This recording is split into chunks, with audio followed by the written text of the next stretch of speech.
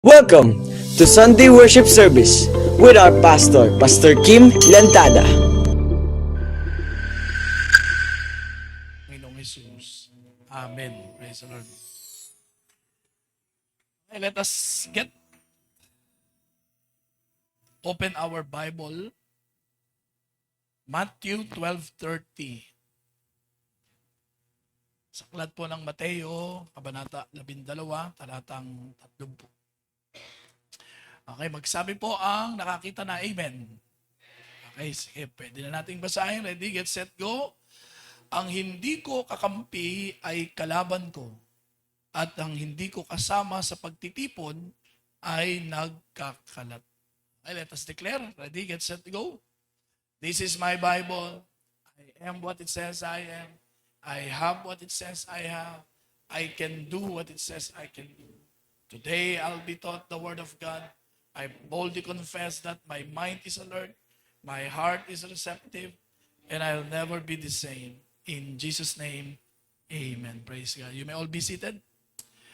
Water baptism, bukas na po yan, mga kapatid. Mamaya. Mamaya.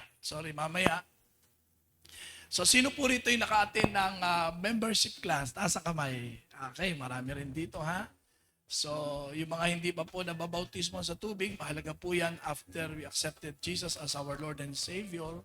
Yan po ang susunod na gagawin ng mga tumanggap sa Panginoon, ang bautismo sa tubig. So, mamaya po yan ng 3:30 p.m. Okay? So, sa Antaso. 3 in Y? 3 in Y? 3 in Y. Okay. Saan ba yan? Okay. Sige. Laatimatit pala. Okay. So, praise God, ha? So, mamaya na po yan. And, sa mga first batch, second batch na dumalo ng membership class, ang asahan po ninyo na susunod na inyong dadaluhan ay yung ating life-changing encounter experience.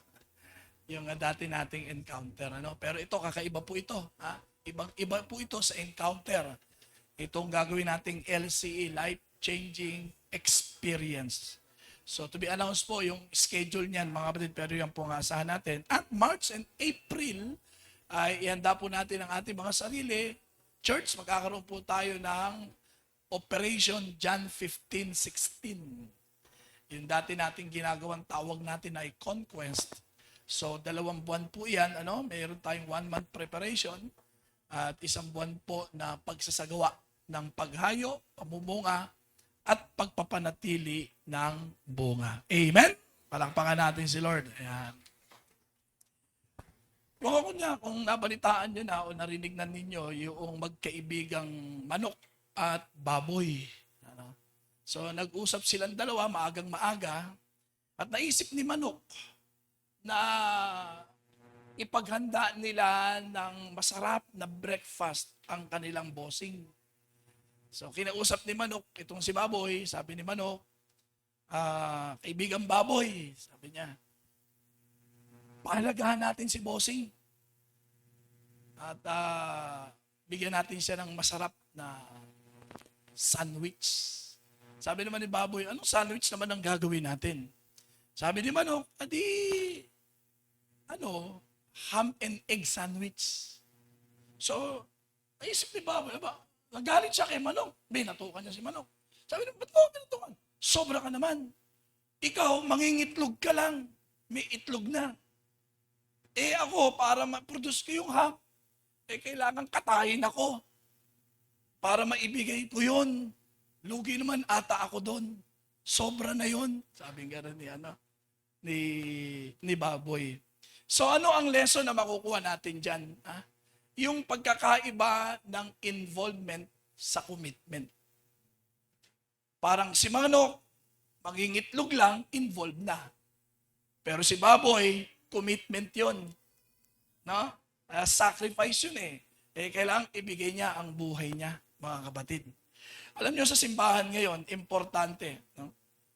Ang kailangan natin ngayon, what we need today, are Christians who are not just committed but leveling up his commitment or their commitment to Jesus. Dahil lang ang ating denomination, organization ngayon, Door of Faith sa buong Pilipinas, ay nagkaisa po na magkaroon ng iisang direksyon ngayon. At nagkaroon po tayo ng tema na narito po ngayon, inilagay na natin para lagi nating makita sapagkat lahat ng gagawin natin na taong ito, 2025, ay konektado sa tema natin. Ang tema natin ay Enlarge Our Territory. Sabihin nga natin, Enlarge Our Territory. Kaya sinimulan ko sa inyo yung pagpapalawak ng ating pangitain o vision, yung nakikita natin sa Diyos. Kasi kung sa sarili lang natin, masyado tayong limitado. Dumarating tayo sa limitasyon at hangganan. Pero kapag ang nakikita natin ay yung kayang gawin at magagawa ng Diyos, walang hindi mapangyayari at walang imposible sa ating Diyos. Amen? So ngayon, level up your commitment to Jesus. Level up our commitment to Jesus. So malinaw po sa ating teksto kanina na sinasabi ng Panginoon, kung kayo ay hindi sa akin, kayo ay aking kalaban. Alin lang sa dalawa yan. Ibig sabihin, walang neutral position dito. Kaliwa o kanan lang. Sa ating teksto, sabi ng Panginoon, ang hindi ko kakampi ay kalabang ko. So alin lang sa dalawa? Kalaban ka o kakampi ka ng Panginoong Jesucristo. At habang pinagbubulayan ko ito, medyo natatawa nga ako kasi sabi rito, ang hindi kasama sa pagtitipon ay nagkakalat. So ano ibig sabihin yan? Kalat ang buhay, walang direksyon. Hindi alam kung saan patungo. Minsan kaliwa, minsan kanan, diretso, atras, tigil. Hindi alam. Wala. Kalat ang buhay, walang isang direksyon. Pero pag tayo ay laging kasama ang Panginoon sa buhay natin, meron lang tayong nagiging isang direksyon sa buhay. Dahil ang sabi ng Panginoon, I am the way. Ako ang daan. Amen?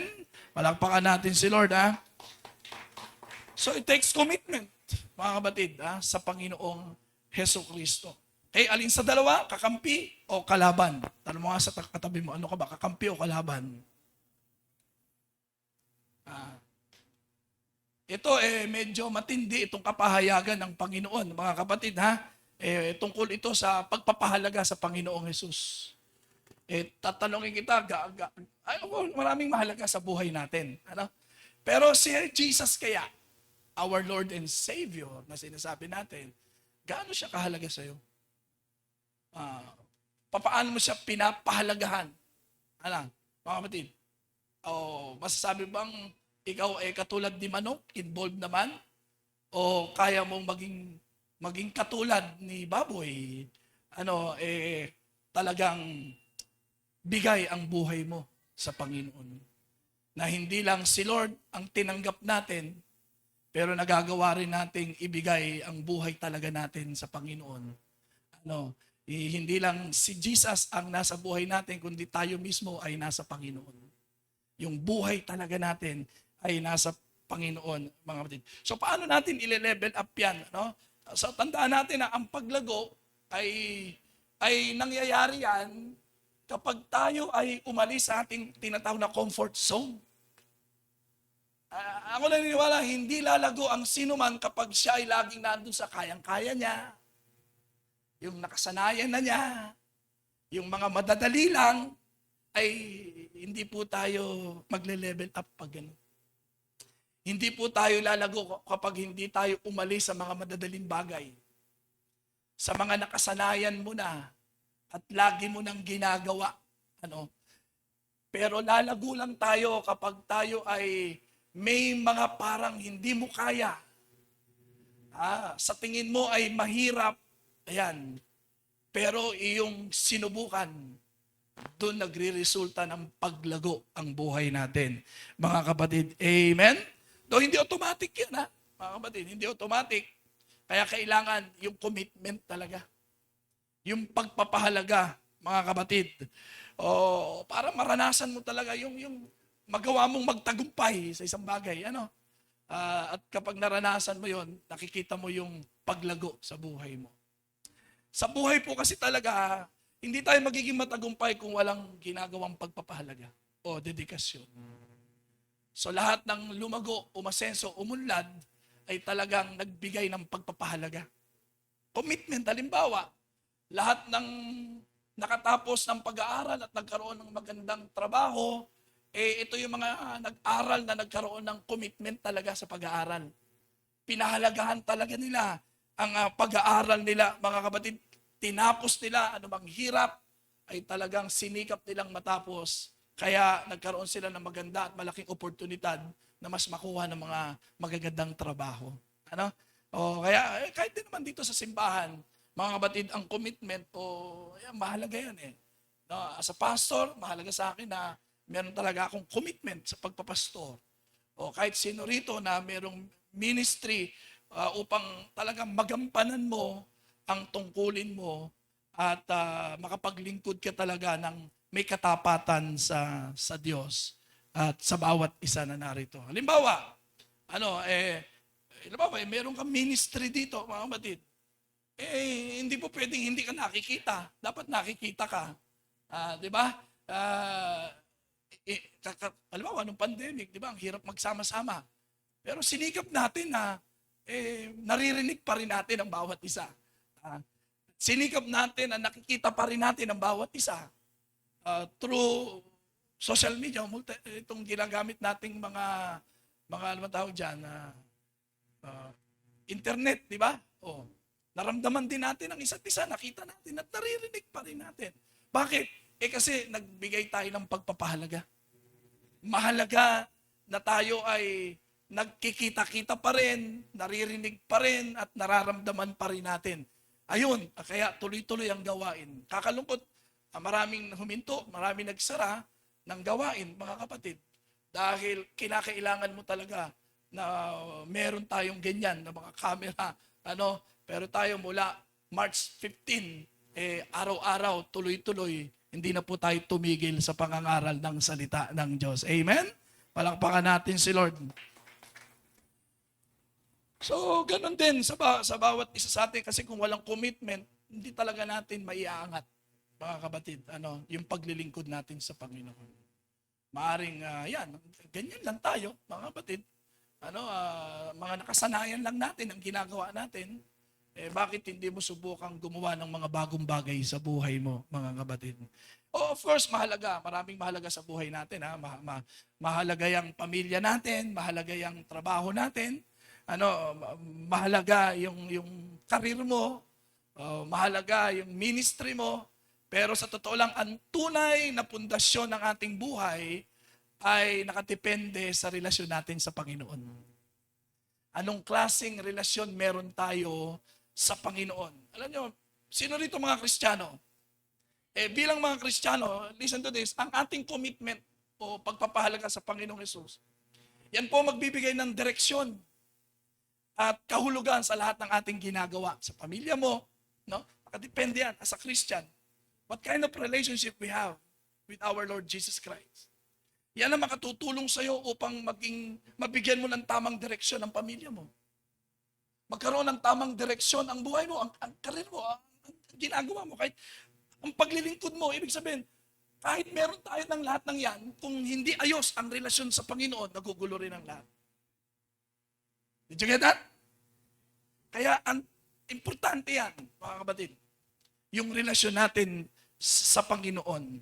At kapag ayos ang relasyon natin sa Panginoon, lahat ng bagay ay nakidepende sa Panginoon, lahat ng gagawin natin, lahat ng desisyon natin ay laging kasama ang Panginoon, I can tell you that you can become a blessing with your family.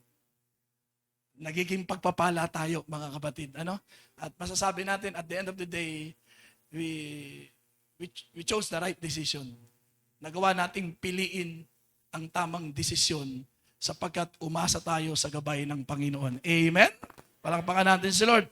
So, I do believe it's time to take your commitment with Jesus to another level.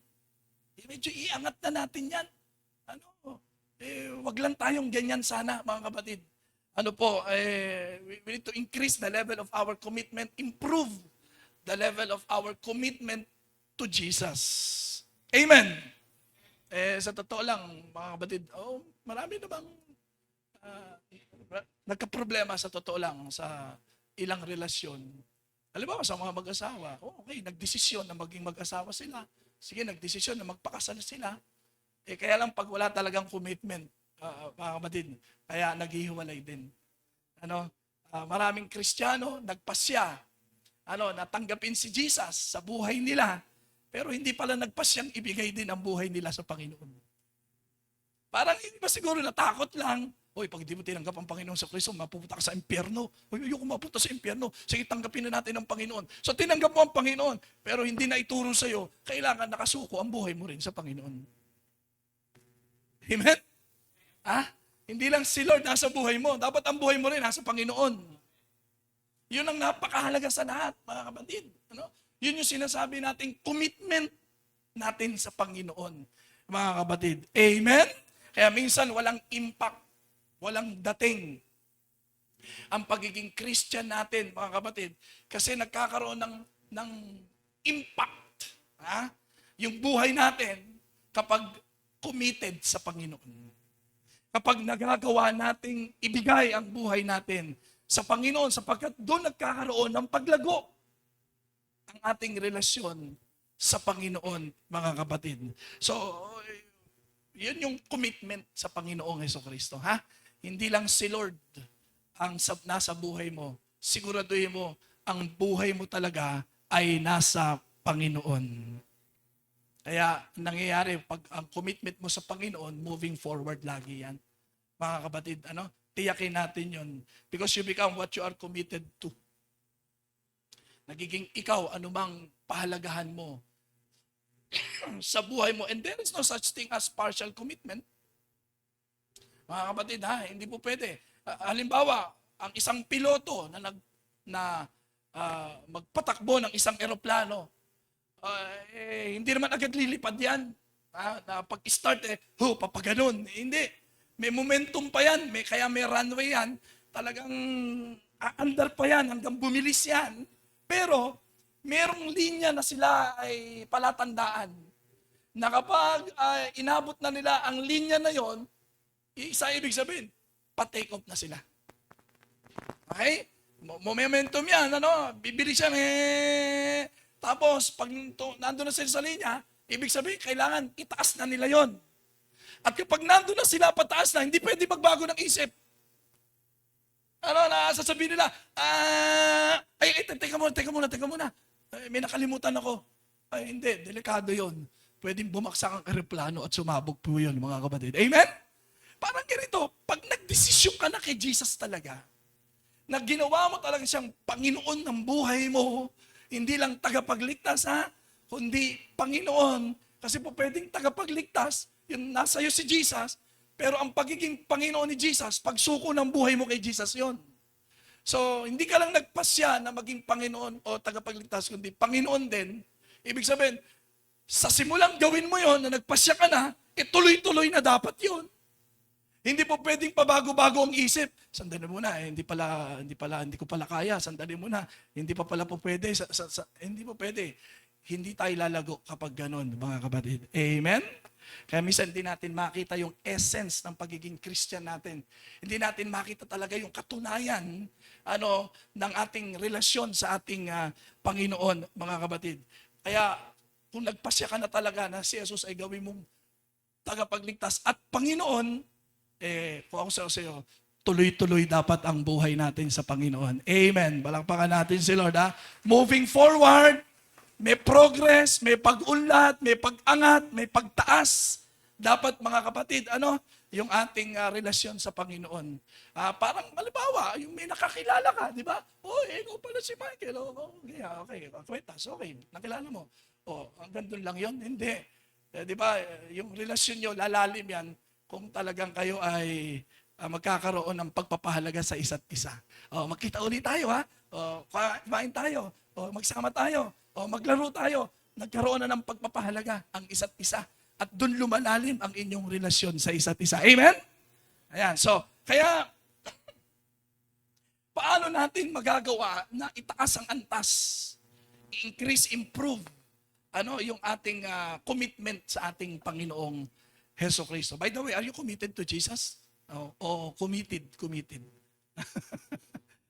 Dapat sa puso. Hindi dito, marami dito committed. Pero pag sa puso, commitment talaga yon mga kapatid. Tanong mo sa katabi mo, committed ka ba kay Lord? Kung hindi man, good news kasi there are different levels of commitment. Ibabahagi ko sa inyo, 5 levels, 5 yan. So tingnan mo kung nasaan yung commitment mo, gaano kahalaga sa'yo ang Panginoong Heso Kristo. Okay, so how to level up your commitment to Jesus? Because there are 5 levels of commitment. So ano mang level yan, of course, walang masama sa lahat, pero don't stay where you are. Because there are levels. Okay? So first level of commitment to Jesus starts at come and see. Well, what do I mean by that? Because everyone will be given the opportunity to come and see. Tingnan natin John chapter 1, 37 to 39. Narinig ng 2 alagad ang sinabi niya, kaya't sumunod sila kay Jesus. Lumungin si Jesus at nang makita niyang sumusunod sa kanya ang mga ito, sila'y tinanong niya. Ayan. Ano ang kailangan ninyo? So sumagot sila, saan po kayo nakatira, Rabbi? Ang kahulugan ng salitang ito'y guro. Anong sabi ng Panginoon? Halika kayo at tingnan ninyo. That is the first level. No? Kung talaga susunod tayo sa Panginoon at nakita mo kung gaano kahalaga si Lord sa buhay mo, the first level is to come and see. Sabi ng Panginoong Jesus, kaya sumama sila kay Jesus at nakita nila ang kanyang tinitirhan at tumuloy sila roon ng araw na iyon, nooy mag-alas 4 na ng hapon. So come and you will see. That is the first level, mga kapatid. So, ibig sabihin yan, hindi kasi natin makikilala ang Panginoon kung if we do not come, wala tayong makikita patungkol sa ating Panginoon. So kaya inaanyayahan tayo ni Lord, inaanyayahan ang lahat because God is an inviting God na to come and see. What do you mean by that? Maranasan mo talaga ng personal ang Panginoon. Ikaw mismo, you are invited to really experience Jesus in your life. Yung masabi mo talagang naranasan mo mismo, kaya lagi natin sinasabi, itong relasyon natin sa Panginoon, karanasan po ito, mga kapatid. Amen? Hindi mo lang nakikita sa iba. Hindi, ikaw mismo. You come and experience the Lord in your life. Doon nagkakaroon ng pagpapahalaga ang buhay natin o ang Panginoon sa buhay natin. Kasi alam mo, ikaw mismo, naranasan mo ang Panginoon sa buhay mo. Amen? At yung maranasan mo, marami kang nakikita ron. Pag naranasan mo si Lord, marami kang nakikita. Nakita ko, si Lord pala talagang mapagmahal. Kasi naranasan ko yung mahalin niya ako. Si Lord pala talaga ay mapagpatawad. Kasi naranasan ko talagang patawarin niya ako. Si Lord pala talagang matyaga. Si Lord pala ay matulungin. Kasi naranasan ko, ikaw mismo. Masasabi mo, kaya yung pagpapahalaga mo kay Jesus ay lumalago, mga kapatid. Amen? Are you following? So praise the Lord, palakpakan natin ang Panginoon. You will see a lot of things if you come. Mga kapatid, so invitasyon niya ng Panginoon para ma-encounter talaga natin ang Panginoon. Now, because you came, alam mo ito, dumating kayo ngayon, you have now the opportunity to see. Huwag kang aalis dito na wala kang naranasan. You are invited, you came, then what's next? Then you will see. Try to experience the Lord in your life, mga kapatid. So the invitation of God sa bawat isa sa atin is an opportunity to see, to experience personally our God. Amen. Sabi mo sa katabi mo, ihanda mo ang sarili mo. Halimbawa, si Nathaniel sa Bible, he was invited to see the Lord Jesus Christ. John chapter 1, verse 50. Pansinin niyo po ito, mga kapatid. Sinabi ni Jesus, kasi inanyayahan siya, sumunod siya, lumapit siya sa Panginoon, na-encounter niya si Lord, nakausap niya si Lord face to face. Alam naman natin, ang salita ni Lord, very powerful yan, mga kapatid, pag nagsalita talaga ang Panginoon. Kaya sinabi ni Jesus, sumasampalataya ka ba dahil sa sinabi ko sa iyong nakita kita sa ilalim ng puno ng igos? Kasi ninyo, kasi nagpahayag ng pananampalataya itong si Nathaniel. Talagang naranasan niya ang Panginoong Jesucristo sa kanyang buhay. So, kaya sabi ni Lord, okay, sumasampalataya ka. So, alam mo ba na higit pa riyan ang masasaksihan mo? Grabe yun, mga kapatid. Higit pa dyan. Ibig sabihin, you believe because I told you, I saw you under the fig tree. You will see greater things than that. So, hindi lang mananatili yung ganyang experience mo. There are many levels of commitment. Amen? So, wag lang tayong gano'n na, di ba? Na nakikita lang natin yung mga bagay sa iba, dumadalo tayo, nakakapakinig lang tayo. Okay yan, and you believe. Di ba? Yes, Pastor, I believe in your message. I believe in the Word of God that you have said. Okay yan, maganda. Ito.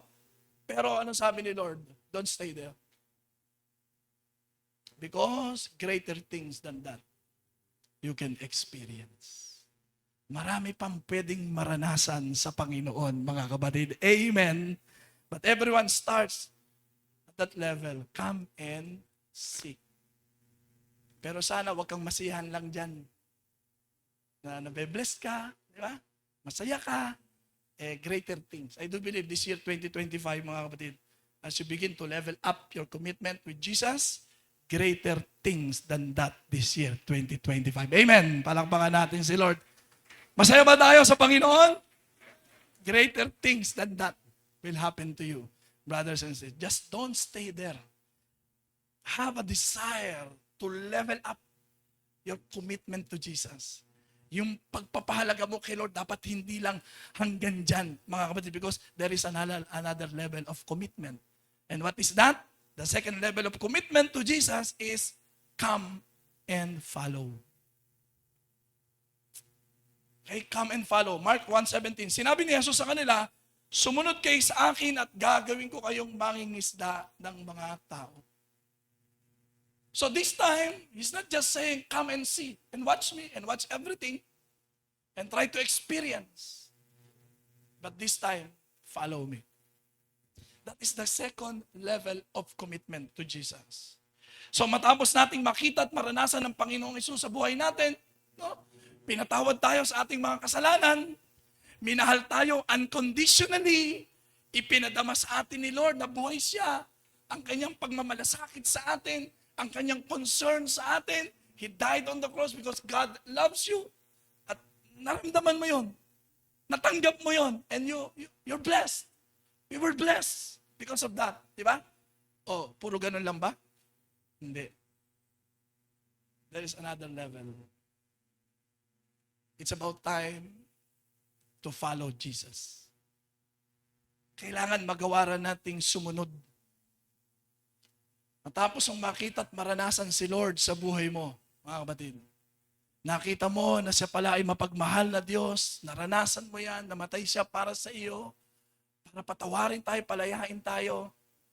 Pagkatapos yan, ano ang susunod? Yung pagsunod sa Panginoong Yesus. Matthew 16, verse 24. Sinabi ni Jesus sa kanyang mga alagad, ang sinumang nagnanais sumunod sa akin, ay kinakailangang itakwil niya ang kanyang sarili. Pasanin ang kanyang krus at sumunod sa akin. So, pansinin nyo, hindi sapat yung maniwala ka lang sa Panginoong Hesus.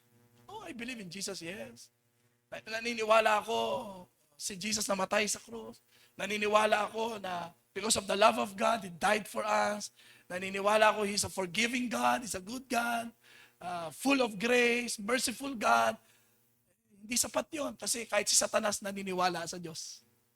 Baka nga mas matindi pang paniniwala dahil si Satanas at mga masasamang espiritu may panginginig pag nandyan ang Panginoon.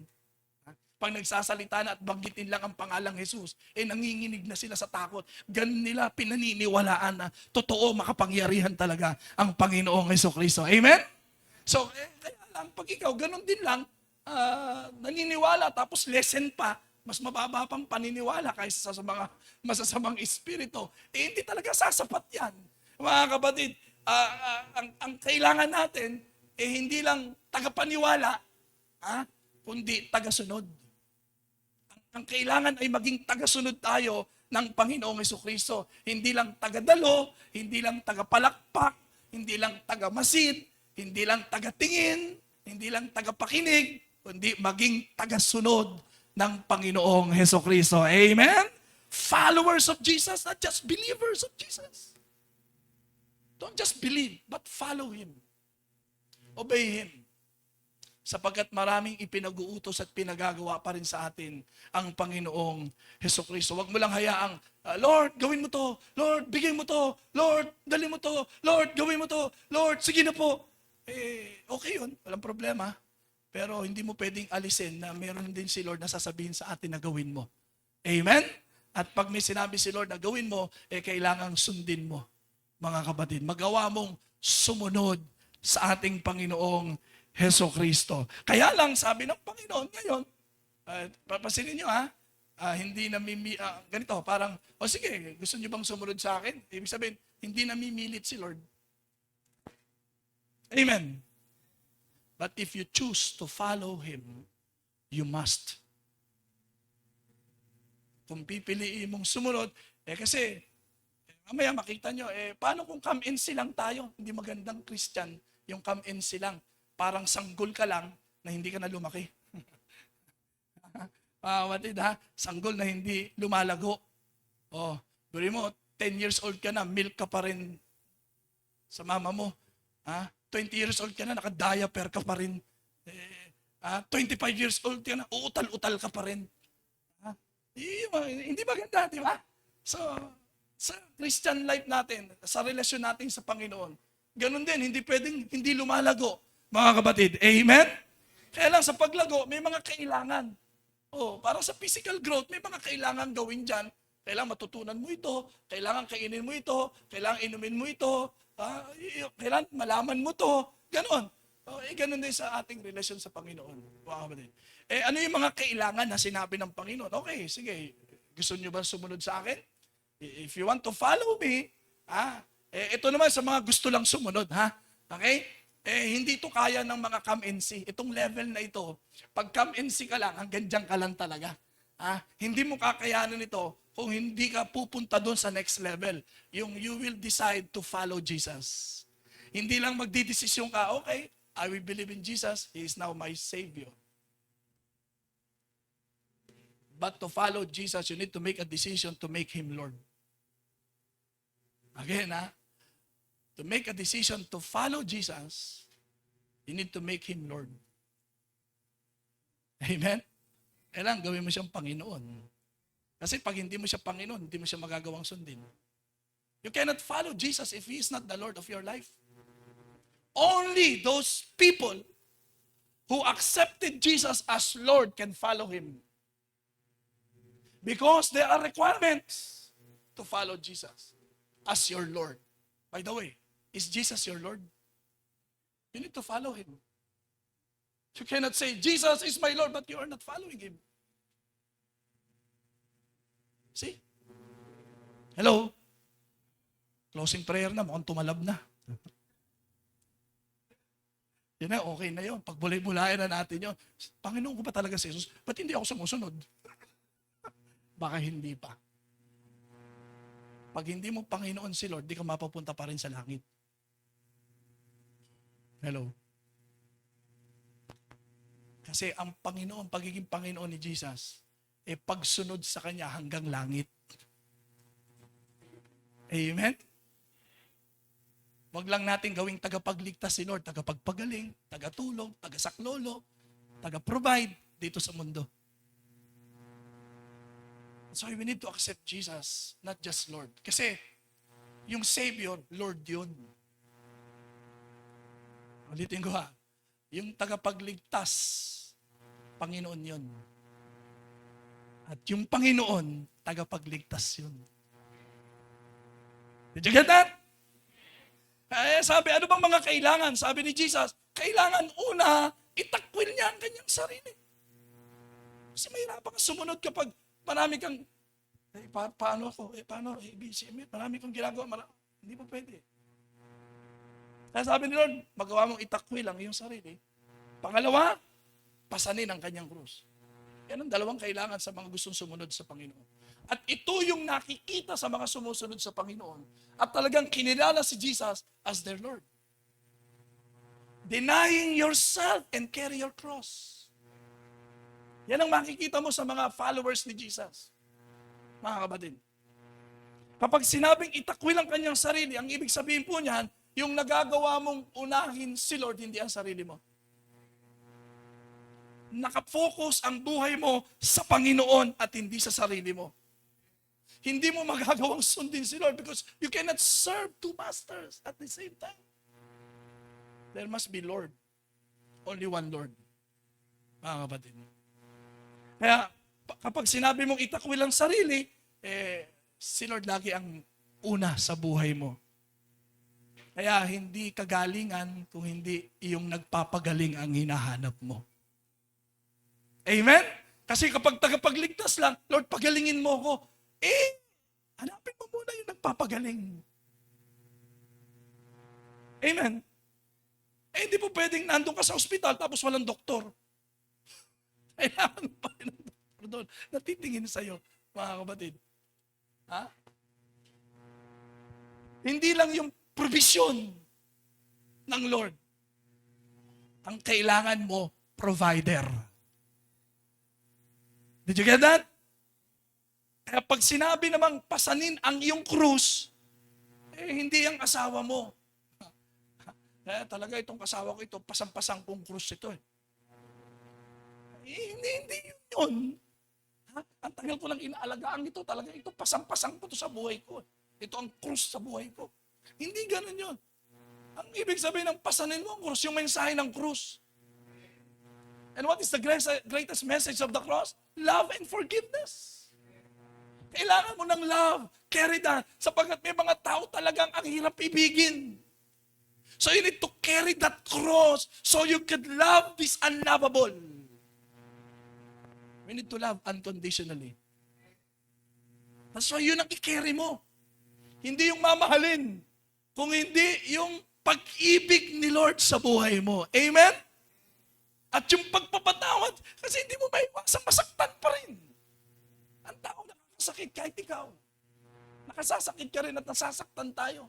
That's why the Word of God says, carry the message of the cross, which is forgiveness. You must learn to forgive. Brothers and sisters. Pag yan ang pinag-uusapan, parang maraming hindi makasunod. Paano mo mahal? Hindi ka ibig. Paano mo patatawarin? Alam kung ano mo lang nagawa niya sa akin, etc., etc., etc. Kaya marami. Yun ang dahilan. Hindi nila kayang sundin ang katuruan ng Panginoong Hesukristo. Amen. So if you really want to follow, you must learn to love unconditionally and forgive those people, even those people who persecuted you, who mistreated you. As a Christian, mga kapatid. So kapag ang leader, lalo na ganito mga kapatid, kapag ang isang leader ay hindi dumaan sa pagiging followers, mas nagkakaroon ng problema sa leader. Hindi sa followers. Maraming leader nagre-reklamo kasi, pastor, itong dito sa apo ko, hindi silang problema kapatid, baka ikaw. Hindi mo natutunan ng sumunod. Amen? Mas marami ang, kapasin niyo sa book. Maraming author, mas nag-focus sa leadership, hindi sa followership. Kaya madalas makikita niyo sa mga libro, leadership book. Not followership. Not followership. Kaya marami ang mas parang interesado about leadership, but not on followership. Kaya madalas, maririnig mo, be a good leader, but not a good follower. Sana maging good follower muna tayo, mga kapatid. Amen? Matutunan muna nating maging masunurin para kung panahon na parang susuko ka na, magawa mong sumunod at magtiwala pa rin sa Panginoon. Amen? Palakpakan natin si Lord. Bakit? Sanay tayong sumunod. Sanay tayong mag-obey, mga kapatid. So kapag ito na ang pinag-uusapan, halimbawa, yung panahon ni Jesus, di ba? Ang daming naniniwala sa Kanya. And they followed Jesus. So, dumating sila sa testing. Tinest sila ni Jesus. Kasi alam naman ni Jesus na hindi lahat followers. Hindi po pwedeng habang buhay believers lang. Kasi doon natetest ang totoong may relasyon sa Panginoon pagdating sa pagsunod, mga kapatid. Okay?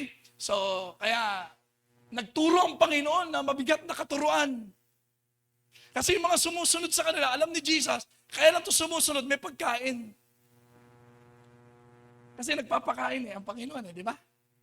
Napoprovide yung kanilang mga pangangailangan. Nagturo ang Panginoon. Sabi ni Lord, this time, you will drink my blood and eat my flesh. Sabi ng mga tao, ano ba yung zombie? Iinumin natin ang kanyang tugo? Kakainin natin ang kanyang flesh? Ano yan? Akala ko ba hamburger? Akala ko ba fried chicken? Akala ko ba lechong kawali ang kakainin natin dito? Ba't yung katawan niya? Akala ko ba iinumin natin soft drinks, juice, pineapple, Cadbury? Akala ko ba, ba't tugo? Ano yan? Ayaw na namin. Nag-alisan yung mga tao. Hindi na sumunod sa Panginoon. Hindi pala si Jesus ang sinusunod nila. Ang sinusunod pala nila yung mga ibinibigay ni Jesus. Sana walang ganyan sa atin, mga kapatid. That's why our commitment must in the Lord Jesus Christ. Dapat ang commitment natin sa Panginoong Hesukristo. Amen? Hindi rin pag may binibigay lang, pag wala lang problema, pag okay ang lahat, committed. Pag wala, committed.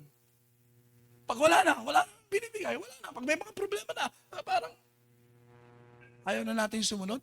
Hindi tayo committed kay Jesus. Doon lang sa mga ibinibigay ni Jesus. Kaya sabi ni Jesus sa mga alagad, kayo rin ba? Kayo rin ba? Aalis din kayo? Iiwanan din ba ninyo ako? Buti na lang, sabi ni Pedro, hindi po Panginoon, kayo na ang buhay, inasumpungan na namin ang buhay, saan pa kami pupunta? Kaya sila Peter, nag-commit talaga sa Panginoong Hesukristo. Amen. Palakpakan natin sa Lord. When we follow Jesus, we are committed to Jesus, mga kapatid. So follow Jesus. Sabi mo sa katabi mo, si Jesus ang sundin mo. See? Not the program, not the activities, not the event, but our Lord Jesus Christ. That's why we are here, mga kapatid. Because we want to follow Jesus. Ngayon, sabi ko kanina, wala namang masama dun sa first level na come and see. That we are here, di ba? We want something from the Lord. Wala namang problema ron, ha? Kaya lang, hindi ka pwedeng manatili lang doon. Because there are different levels of a commitment to Jesus. Ang problema kasi sa mga ganyan, una, yung mga relihiyosong tao, parang nagkakaroon ng katwiran, hindi, okay lang naman, bakit sila? So nakapagtatago, di ba? Okay lang, hindi mahayag, hindi mo tuloy malaman kung sino yung totoo talaga sa Panginoon. Kaya tayo mga kapatid, i-level up natin yung commitment natin sa Panginoon. Kasi baka mamaya katulad din lang tayo nila. Nagsisimba rin, nagbabasa rin ng salita ng Diyos. Tumutulong din. Yung iba nga, nagpapagaling pa. Yung iba nga, sa pangalan din ni Jesus. At yung iba, nagpapalayas ng demonyo. Ano sabi ng Panginoon sa Matthew 7? Lumayas kayo, hindi ko kayo nakikilala. Sabi ng mga tao, Panginoon, teka muna. Tumutulong kami, nagpalayas kami ng demonyo, nagpagaling kami ng mga sakit. Sa pangalan mo yan. Ano sabi ng Panginoon? Sorry, hindi ko kayo kilala. Naintindihan niyo, mga kapatid? Make a difference. How? Your commitment to Jesus. That makes the difference. The kind of relationship that we have to Jesus. Yung handa tayong sumunod sa Panginoong Hesukristo. Amen. Yan ang hindi kayang gawin ni Satanas. Yan ang hindi kayang gawin ng masasamang espiritu. Pwede silang maniwala, pero hindi pwedeng sundin. Hindi nila kailanman susundin ang Panginoon. Kaya, ang magiging pagkakaiba natin, yung pagsunod natin sa Panginoon. Amen? Palakpakan natin si Lord. Diyan mo makikita yung totoo sa Panginoon. Bakit yung come and see ba hindi totoo kay Lord? Totoo rin naman. Pero baka pagdudahan kung lagi kang nandyan. Di ba? Pag ang bata, sanggol. Ilang taon na yan? 20 years old. Hindi pa rin nakakapagsalita. Hindi pa rin nakakapaglakad. Tao ba yan? Di ba? Parang ganun nila. Christian ba yan?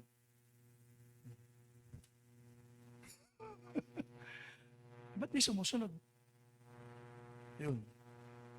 So nagiging questionable tayo ngayon. Kaya sabi rin ng iba, pare-pares lang naman tayo. Hindi, magkakaiba tayo. How? By following Jesus. Go to the next level of your commitment. Make a difference, distinction. Yung pagkakaiba. Saan? Relationship. Commitment. Yung pagpapahalaga natin sa Panginoong Jesucristo. Yung pagpapahalaga natin sa ginawa niyang kamatayan sa krus. Yung sakripisyo na ginawa niya sa atin, mga kapatid. Pahalagahan natin yun. Sapagat doon ipinadama ng Diyos kung gaano rin tayo pinalagahan ng Diyos. Amen? So, habang sumusunod tayo sa Panginoon, of course, doon nagkakaroon ng transformation in our lives.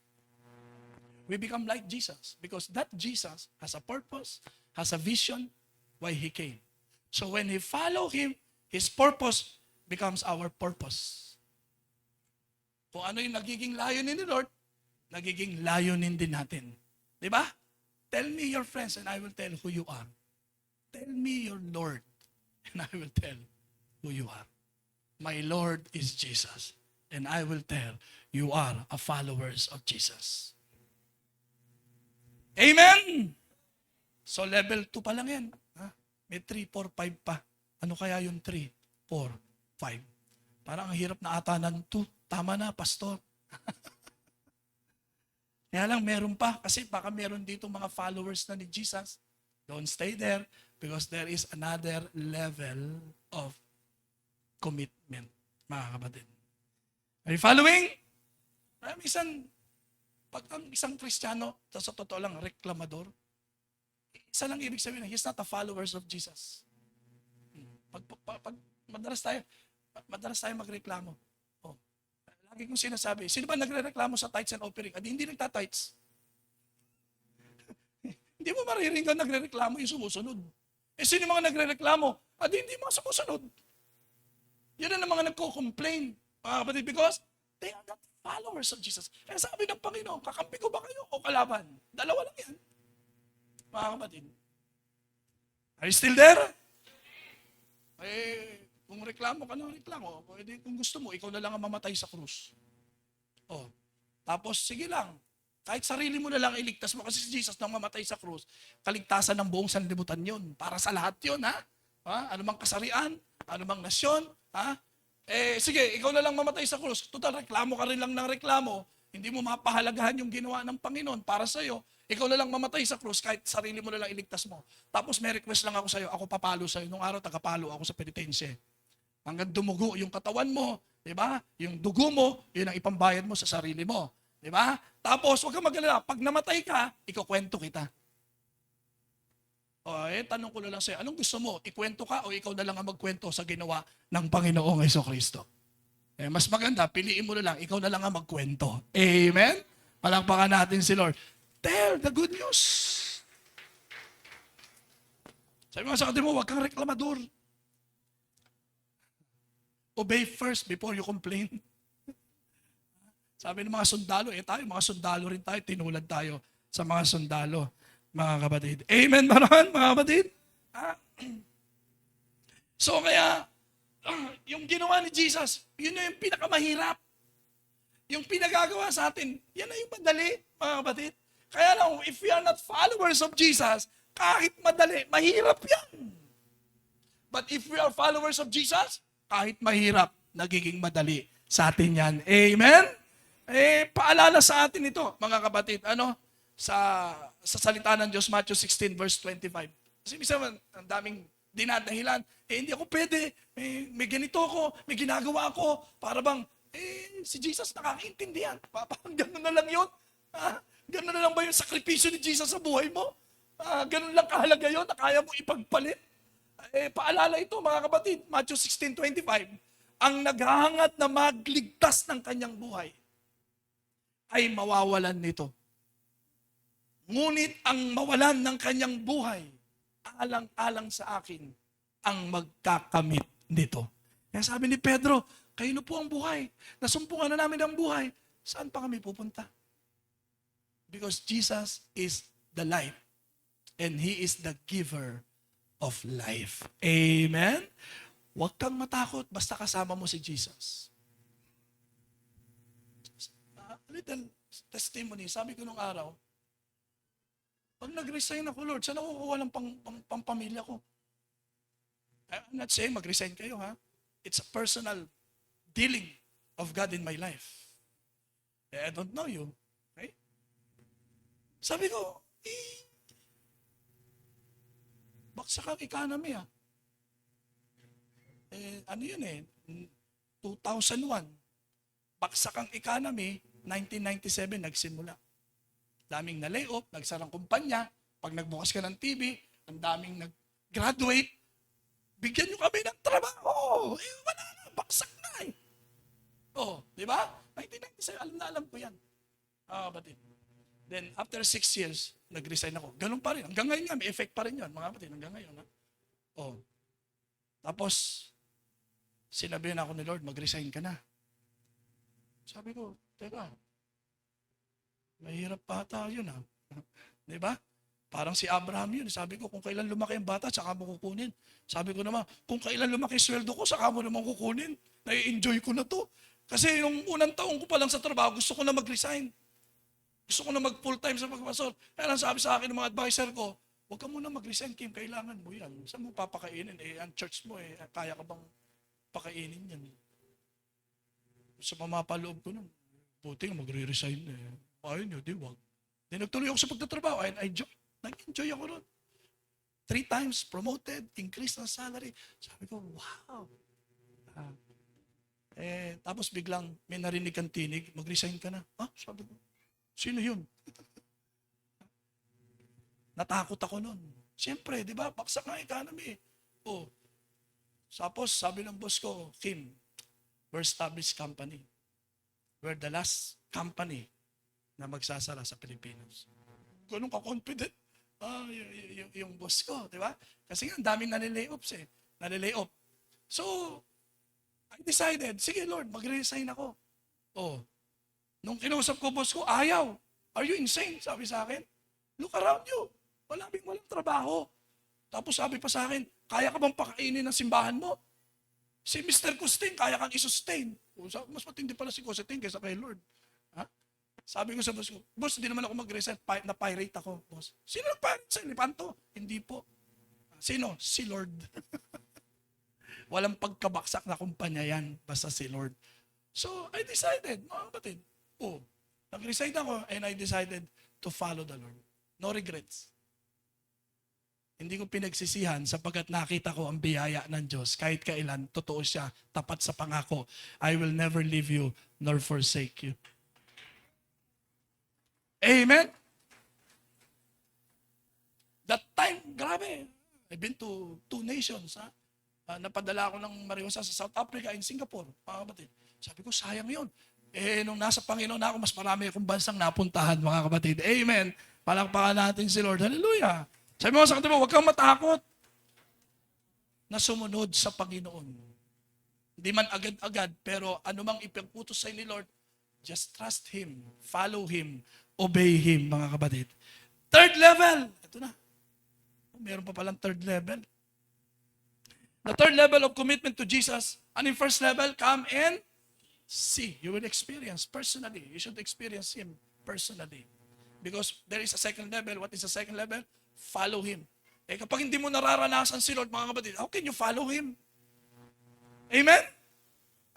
That's why being born again is an experience, mga kapatid. Mararanasan mo talaga ang Diyos sa buhay mo. Hindi mo lang siya mababasa, hindi mo lang siya mapapakinggan. Ikaw mismo, mararanasan mo siya. Bakit? Kasi dadaling ka ni Lord sa 2nd level. Ano yun? Yung sumunod sa Kanya. Paano ka susunod kung hindi mo naranasan? Diba? And as we follow Him, mga kapatid, makikita mo, nagkakaroon ng transformation sa buhay mo. Nagagawa mo ng sumunod sa Panginoon because there is another 3rd level. Pag nagagawa mo ng sumunod sa Panginoon, you will become a disciple. Only those who follow Jesus become a disciple. The third level is come and become a disciple. Ibig sabihin, because the mandate of the Lord in Matthew 28:18 to 19, then Jesus came to them and said, all authority in heaven and earth has been given to me. Therefore go and make disciples. So pansin nyo mga kapatid, mas gusto ni Lord, mas lumalim pa yung pagsunod mo sa Kanya. Mga kapatid. Hindi lang tayo, yes Lord, yes Lord, yes Lord, hindi. Mas malalim pa ang gustong mangyari ng Panginoon. For you to become a disciple of Jesus. So anong ibig sabihin niyan? Kasi yan ang mandate ni Lord. But by the way, may mga Christian ba na hindi disciple? Hindi, lahat ng Christian disciple. Pero hindi nagiging disciple. Lifestyle kasi. No? To become a disciple, as a disciple, it should be a lifestyle. Pamumuhay yan, mga kapatid. Pero ang lahat ng Kristiyano, talaga naman disciple ni Jesus yan. Kaya lang, hindi lahat ng disciple namumuhay bilang disciple. Meron bang mga Kristiyano ayaw mag-disciple? Mandate din ni Lord yan. Dapat pala nakakapag-disciple ka rin. Paano ka magdi-disciple kung ikaw mismo hindi na disciple, mga kapatid? So, ngayon, pag ikaw ay pumasok sa discipleship, ito lang ibig sabihin yan. Ang Diyos ay maglalagay ng taong magdi-disciple sa'yo. Ulitin ko pag ikaw pumasok sa discipleship, okay, ganito yan To follow Jesus, Jesus alone. Okay yun. Kaya sabi ng iba, basta ako nandito para kay Jesus. Hindi pa pwede kay Jesus lang. There is another level of commitment. Ano yun? Discipleship. Kaya pag pumasok ka sa discipleship, hindi pa pwedeng si Jesus lang. Sapagkat may ilalagay sa'yo si Lord na tao na magdi-disciple sa'yo. Kaya pag pumasok ka sa discipleship, dapat merong nagdi-disciple sa'yo. So hindi pa pala po pwede, ang Christian, walang nagdi-disciple. Amen? Sapagkat sabi ni Jesus, make disciple. So ang tanong ko, may nagdi-disciple ba sa'yo? Ayan. Sino ba yung magdi-disciple sa'yo? Yun ang mag-aalaga sa'yo. Doon mo madadama si Lord. Amen? Because God is Spirit. Parang yung bata, iyak ng iyak. Lakas ng storm, ng bagyo. Nandun siya sa sarili niyang kwarto. Tarinig ng kanyang mother. Pinuntahan sa kwarto. Anak, ba't ka ba iyak ng iyak? Di ba tinuruan na kita? Pag may mga ganyan sitwasyon, you just pray and the Lord is with you. Sabi ng bata, oo, kaya lang gusto ko po siyang madama. Ayun. Did you get that? Kaya nilakap siya ng magulang niya. Ayan, dama ko na po si Lord. Kaya si Lord naglalagay ng mga tao sa buhay natin para madama mo ang Panginoon. Amen? So, mag-aalaga sa'yo. Magbabantay sa'yo yan para hindi ka malayo sa Panginoon. Magpapaalala sa'yo yan. Mga kapatid, sila yung magsasabi sa'yo ng tama at mali, ng masama at mabuti. Sasabihin sa'yo mga bagay na ikasasama mo. Kaya, ngayon, pag may nag-disciple sa'yo, yun nga lang, kailangan mo magpasakop at magtiwala. Submission. Kaya sa discipleship, dyan lubos na mababago ang buhay mo. Transformation will happen in your life. Bakit? Kasi pangkaraniwan, ang gusto mo, ikaw ang nasusunod. Tama? Hello? Hindi pangkaraniwan yung tagasunod ka kaagad. Hindi. Gusto mo agad. Ikaw ang laging nasusunod sa buhay mo. Tapos, ito pa matindi, ayaw natin na napagsasabihan tayo. Sige, tanongin kita, gusto mo ba na pagsasabihan ka? Bakit? Kasi gusto lang natin, ay, ang pogi mo, ang ganda mo, masarap pakinggan yun di ba? Ay, ang bait-bait mo, ay, ang ganda ng ginawa mo, yung puro tapik at himas ang gusto mo paano kung sinabi na, hindi ata maganda buhok mo ngayon sobra ka naman, galit ka kaagad. Pag sinabi na't pinansinan yun, the other side of your life, paano mo tatanggapin yun? Kasi hindi ka mababago kung puro magaganda lang ang papansinin sa'yo. Dahil yung magaganda, huwag mo nang baguhin. Maganda na yun. Ang baguhin natin, yung mga hindi pa maganda sa buhay natin. Amen? Palakpakan natin si Lord. Kaya sabi ng mga tao, ayoko sa inyo, daming bawal. Oo, maraming bawal talaga rito. Ano mga bawal dito? Yung mga mali, bawal yan. Yung mga masasama, bawal yan. At ang daming masasama sa buhay natin. Ang daming mali sa buhay natin. Kaya nga nagpasya tayong tanggapin si Jesus. Bakit? Mas marami ang mali kaysa sa tama, mas marami ang masama kaysa sa mabuti. Kasi kung mas maraming mabuti, kung mas marami ang tama, hindi na natin kailangan si Jesus. Hello? Pero dahil mas marami ang masama, mas marami ang hindi tama, that's why we need Jesus in our life. And now, He's doing it. He's doing His job. Ano? Baguhin yung mga mali at gawin tama. Yung masasama, alisin sa buhay natin. Para mas dumami ang mabuti at mas dumami ang tama. Sa tingin nyo, kung sa Binangonan, mas marami ang tama, mas marami ang mabuti, ano kaya ang mangyayari sa Binangonan? Kung sa bansa natin, mas marami ang tama, mas marami ang mabuti, maunlad ang bansang Pilipinas. Amen? Palakpakan natin si Lord. Hallelujah. Di ganun pa rin. Kung mas dadami ang mabuti sa buhay mo, kung mas dadami ang tama sa buhay mo, aasenso ang buhay mo. Uunlad ang buhay mo. Sa pamilya, ganun din. Pag mas marami ang mabuti, mas marami ang tama, maligaya, masaya ang pamilya. Bakit? Kahit masaktan tayo, mas marami ang pagpapatawad dito. Hello? Mas marami ang pag-ibig dito. Kaya hindi pwedeng mag-dominate ang masama. Hindi pwedeng maghari ang masama. Kaya sabi ng Bible, daigin nyo ng mabuti ang masama. Paano mo madadaig yan? Adi paramihin mo. Kung ginawan ka ng isang masama, gawan mo ng dalawang mabuti. Madadaig mo yan, kapatid. Amen! Palakpakan natin si Lord. Are you following? So be a disciple. Ano ibig sabihin ng discipleship? Pagtatama ng buhay. Sino rito kung hindi na kailangan itama ang buhay? Lahat tayo, kailangan natin. Kaya dapat may discipleship sa buhay natin. Kailangan natin ng mga tao na magdi-disciple sa atin. Yung papansin, magtutuwid, magtatama sa buhay natin. Pero mag-aalaga rin, magmamalasakit din, magmamahal din sa atin. Mga kapatid. Now, fourth level. Hallelujah. So, come and see. Then come and follow. And as you follow Jesus, you become disciple of Jesus. Nababago ang buhay natin. We become like Jesus. Now, when we become like Jesus and we become disciple, what's next? It's about time to disciple. So the fourth level is come and lead. It's about time to lead people because you cannot lead people if you cannot lead yourself. Paano mo pangunguna ng ibang tao kung ang sarili mo hindi mo madala sa Panginoon? Paano ka makapagdadala sa Panginoon ng ibang tao? Ay maraming Christian hindi makapagdala ng mga tao sa Panginoon kasi ni sarili nila hindi nila madala sa Panginoon. Pag may problema nila, hindi nila madala. Pag may problema na, hindi nila malapit. Pag may problema na, ayaw na. Pag may problema na, lumalayo na. Pag may problema na, hindi na dumadalo. Paano ka makapagdadala ng tao sa Panginoon? Lahat tayo may problema. Pangkaraniwan ng tao lumalapit sa Panginoon dahil may problema. Sige, sino rito sa atin na hindi ka lumapit kay Lord dahil wala kang problema? Tama ba yung tanong ko? Sino rito sa atin? Sino sa atin dito ang lumapit sa Panginoon pero wala kang kailangan kay Lord? Halos lahat tayo, kaya tayo lumapit sa Panginoon. Nakita natin na kailangan natin ang Panginoon. Hindi man material things in this world, but salvation, assurance that when we die, we will go to heaven. Because there is life after death. So lahat tayo. At hindi lang ikaw, marami pa. It could be one of the members of your family, your husband, your wife. It could be your father, your parents, your children.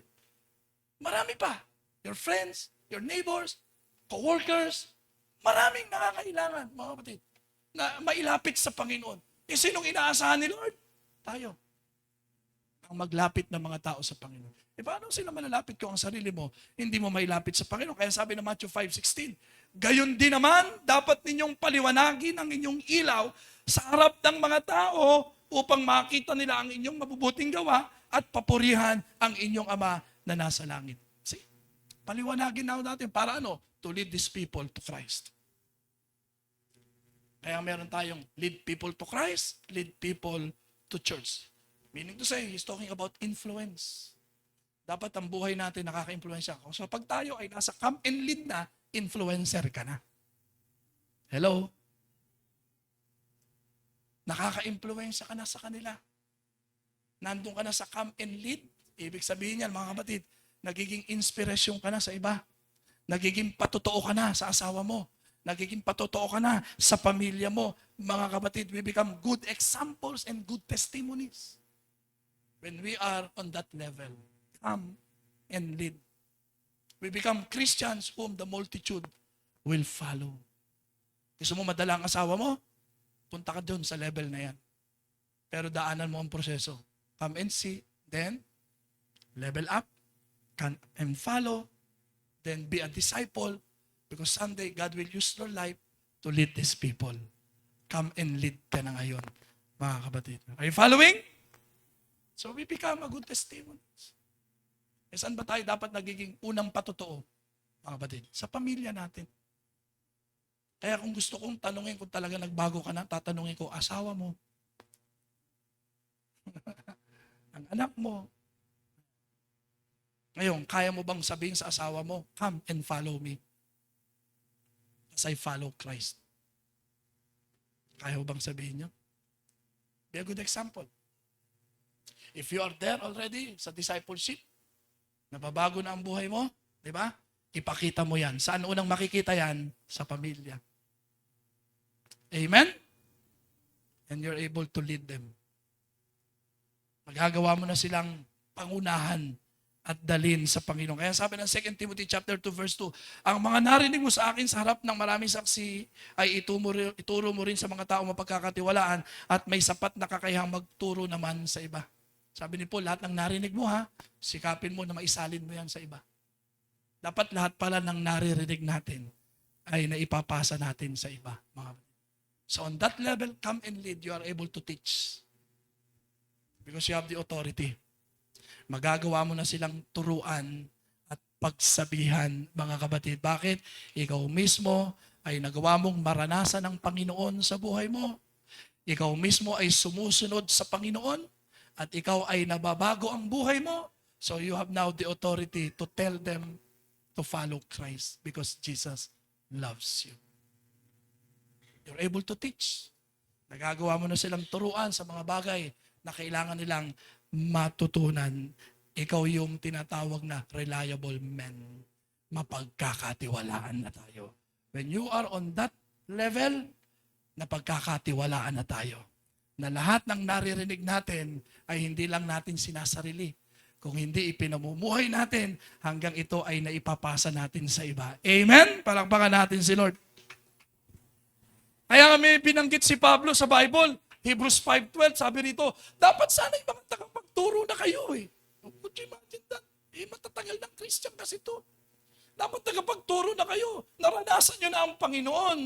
Sumunod na kayo. Tapos naranasan nyo maging disciple na bago na ang buhay.